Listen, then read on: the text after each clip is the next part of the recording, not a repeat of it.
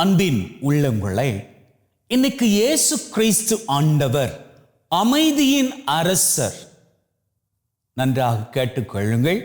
இயேசுவுக்கு பழைய ஏற்பாட்டில் கொடுக்கப்பட்ட பெயர் பிரின்ஸ் ஆஃப் பீஸ், அமைதியின் அரசர். அதான் அவருடைய பெயர்.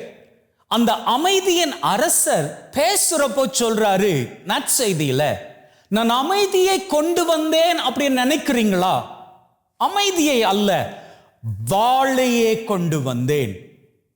இப்போ இந்த வாள் அப்படி என்பது எதன் அடையாளம்? பிரிவின் அடையாளம். இயேசு என்ன சொல்றாரு? நான் அமைதியை கொண்டு வந்தேன், அதற்காக வந்தேன் அப்படி நினைக்கிறீங்களா? கிடையாது. வாளை கொண்டு வந்தேன், பிரிவை கொண்டு வந்தேன். அதனால ஒரே குடும்பத்துல அப்பாவுக்கு எதிராக பிள்ளைகளும் அம்மாவுக்கு எதிராக பிள்ளைகளும், பிள்ளைகளே தங்களுக்குள்ளாக பிரிவினையும் உருவாக்கிப்பாங்க அப்படின்னு சொல்றாரு. இத மேலெழுந்த வாரியாக பார்க்கிறப்போ நம்முடைய குடும்பங்களில் நடக்கக்கூடிய காரியங்கள் நமக்கு நினைவுக்கு வருகிறது. உண்மைதான் இல்லையா?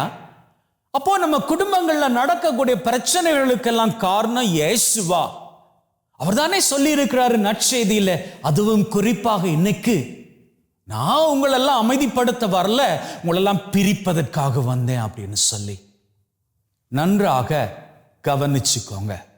இயேசு ஆண்டவர் இந்த இடத்துல நமக்கு ஒரு உவமையான காரியமாக சொல்ல வருகின்ற தத்துவம் என்ன அப்படின்னா, நான் இந்த உலகத்திற்குள் வருகிற பொழுது வாளை கொண்டு வந்தேன். வாள் என்பது பழைய ஏற்பாட்டில் வார்த்தை என்பது பொருளாகும். வார்த்தை, ஆண்டவருடைய வார்த்தை இரு பக்கமும் கூர்மையான வாளை போன்றது. ஆண்டவருடைய வார்த்தை நாம பேசுறப்போ ரெண்டு பக்கமும் கூர்மையானதாக இருக்கு அப்படின்னு சொன்னா அதன் அர்த்தம் என்ன தெரியுமா?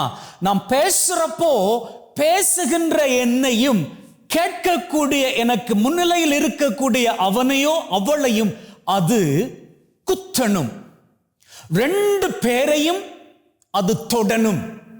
அதனாலதான் ரெண்டு பக்கமும் கருக்குடைய பட்டயம் வாளை போன்றது ஆண்டவருடைய வார்த்தை அப்படின்னு வேதம் சொல்லுகிறது. உண்மைதான். அப்போ ஆண்டவர் இயேசு கிறிஸ்து இன்னைக்கு நான் இந்த உலகத்திற்குள் வந்தது வாளை கொண்டு அப்படின்னு சொன்னா அதனுடைய அர்த்தம் நான் வார்த்தையை கொண்டு வந்தேன்.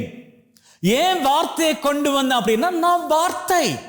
யோவான் நற்செய்தியாளர் இயேசு கிறிஸ்து ஆண்டவரை குறித்து பேசுறப்போ அவர் சொல்றாரு, ஆதியில் வார்த்தை இருந்தது, அந்த வார்த்தை இந்த பூமியையே படைத்தது, அந்த வார்த்தை மனுஷனாக வந்தது, அந்த வார்த்தை தான் நம் ஆண்டவராகிய இயேசு கிறிஸ்து. அப்போ இந்த வார்த்தை என்கின்ற வாள் உயிருள்ளதாக நமக்குள்ளாகவே மனுஷ உருவத்தில் 2000 வருஷங்களுக்கு முன்பாக பிறந்து வந்தார் அப்படின்னு சொன்னா, அந்த இயேசு ஆண்டவர் இன்னைக்கு நமக்கு கற்பிக்கின்ற காரியம், நான் வாளாக வார்த்தையாக இருக்கும்படி வந்தேன். சிமியோன் ஒரு காரியம் பண்றாரு. இயேசு கிறிஸ்து ஆண்டவரை எருசலேம் ஆலயத்துல காணிக்கையாக கொடுக்கும்படி அவருடைய பெற்றோர் மரியாள் சூசை இருவரும் கொண்டுகிட்டு போற வேளையில அங்கே சிமியோன் இயேசு ஆண்டவர் குழந்தையாக இருந்த பொழுது அவரை கரங்களில் தாங்கிக் கொண்டு அன்னை மரியாளை பார்த்து ஒரு வார்த்தை சொன்னார், உம்முடைய உள்ளத்தை ஒரு வாள் ஊடுருவும் அப்படின்னு. அநேக தடவையில இந்த வாள் அப்படி என்பதை நாம எப்படி புரிஞ்சுக்கிறோம் அப்படின்னா, அன்னை மரியாளின் உள்ளத்தை இயேசு ஆண்டவர் வளருகின்ற பொழுது, அவர் சிலுவையில் அடிபடுகின்ற பொழுது அது உடைத்து போடும். எப்படி ஒரு வாள் உள்ளத்தில் இறங்கி இருதயத்தில் இறங்கி ஒருவரை காயப்படுத்துமோ, அதே போன்று இயேசு ஆண்டவரை அவருடைய கண்களின் முன்னாடியே, அன்னை மரியாளின் கண்களின் முன்னாடியே அடிக்கின்ற பொழுது, சிலுவையில் அறைகின்ற பொழுது அன்னை மரியாளின் உள்ளம் உடைந்து போகும், கிழிந்து போகும். அப்படி என்கின்ற அர்த்தத்தை நாம் அநேக தடவையில் எடுத்துக்கொள்கிறோம். ஆனா இதற்கு இன்னும் ஒரு அர்த்தம் இருக்கிறது. உம்முடைய உள்ளத்தை ஒரு வாள் ஊடுருவும் அப்படின்னு சொன்னா, ஆண்டவராகிய இயேசு கிறிஸ்துவின் வார்த்தைகள் உம்முடைய உள்ளத்திலே பதிந்து அவை உம்மிடமிருந்து புறப்பட்டு வருகின்ற பொழுது அங்கே இருக்கக்கூடிய உம்முடைய வார்த்தைகளை கேட்கிறார்களே, அவர்கள் உம்மூலமாக இயேசுவை கண்டுகொள்வார்கள் என்பதாகும். அதனாலதான் பாருங்க, கானாவூர் திருமண வீட்டில் அன்னை மரியாள் என்ன பண்றாங்க? இயேசு ஆண்டவர்கிட்ட போய் பேசுறாங்க. திராட்சை ரசம் கிடையாது. இயேசு என்ன சொல்றாரு? நான் என்னமா பண்ணிக்கிறது? இப்போ அன்னை மரியாள் போய் இயேசு ஆண்டவர்கிட்ட பேசினதுக்கு அப்புறமாக இயேசு ஆண்டவரது வார்த்தை அன்னை மரியாளின் உள்ளத்தில் ஊடுருவியபடியினால் இப்போ அன்னை மரியா வெளியில வந்து என்ன சொல்றாங்க? அங்கு நின்ற பணியாளர்களை பார்த்து சொல்றாங்க, அவர் சொல்லுவதன்படி எல்லாவற்றையும் பண்ணுங்கள்.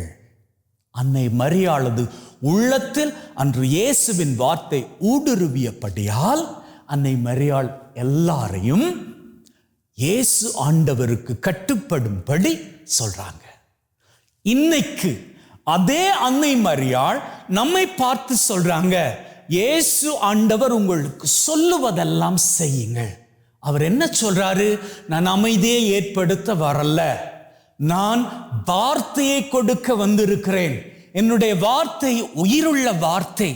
நீங்க வெளிப்படையாக பேசுறீங்க, வெளி உலகத்துல பேசுறீங்க, எல்லாரும் அமைதியாக இருக்கணும், நாங்க அன்போடு இருக்கணும். எங்க கோயில்ல வந்து விசுவாச ஜெபம் ஜெபிக்கிற பொழுது, விசுவாச மன்றாட்டு ஜெபிக்கிற பொழுது நாம எப்படி ஜெபிக்கிறோம்? ஆண்டவரே, இந்த உலகத்திற்கு அமைதி வேண்டும், இந்த உலகத்துல அன்பு நிலைக்கணும், இந்த உலகத்திற்கு எப்பொழுதுமே நீர் இரக்கம் காட்ட வேண்டும் அப்படின்னு நாம ஜெபிக்கிறோம்.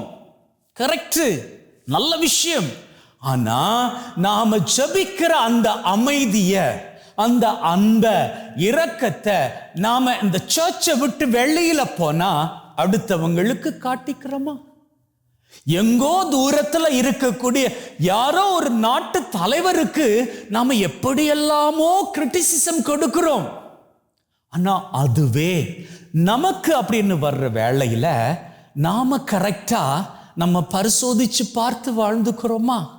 சின்னதா சில காரியங்கள் நாம நம்ம வீட்டுக்குள்ள நம்முடைய சொந்த பிள்ளைகளை, நம்முடைய சொந்த பெற்றோரை மதிக்கிறோமா? அன்பு செய்கிறோமா? அவர்கள் நல்லா இருக்கணும் அப்படின்னு சொல்லி நாம நினைக்கிறோம். இருந்தாலும் நமக்கே தெரியாம நாம காயப்படுத்திடுறோம் இல்லையா? அதிகமாக இதை குறித்து நான் பேசிக்கலைன்னா நமக்கு தெரியும் என்னென்ன காரியங்கள் நாம குடும்பத்துல பண்ணிக்கிட்டு இருக்கிறோம் அப்படின்னு சொல்லி. அநேக பெற்றோர் இன்னைக்கு பிள்ளைகளிடம் பேசுவதற்கே பயப்படுறாங்க. பிள்ளைகள் பெற்றோரை மதிக்காம நடந்துக்கிறாங்க. என்னதான் நாம உலக நாட்டில் நடக்கக்கூடிய பிரச்சனைகள் குறித்து அவ்வளவு ஆக்ரோஷமாக பேசினாலும் நம்முடைய சொந்த பெற்றோரை நம்ம சரியா கவனிக்கிறது கிடையாது. அவர்களது முதிர்ந்த வயதுல அவர்களை அநேகர் கவனிச்சுக்கிறது கிடையாது.